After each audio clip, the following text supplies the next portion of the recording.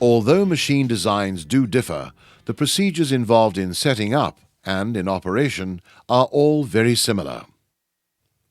Begin by checking the power input. This step means that you must ensure that the power supply matches that of the machine's requirements. Connect the work lead. This is always done before turning on the machine. It is essential that the grounding clamp makes contact with bright metal. Note at this point that if you are using a combination machine, then select the current selector to either AC or DC, depending on what you require.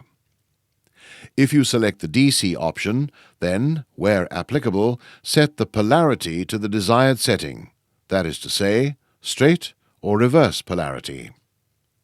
On some combination machines, once you have selected DC, you must physically switch over the welding leads in order to change the polarity.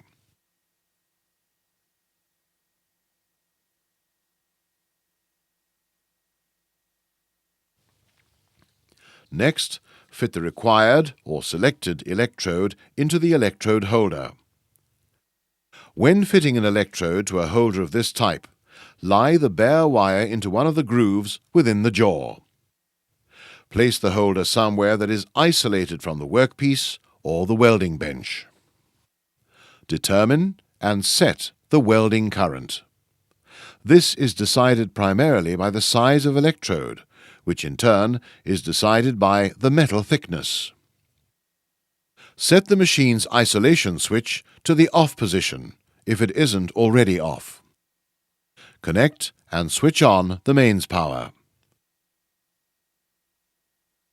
Finally, and only when you are actually ready to weld, switch the isolation switch to the on position.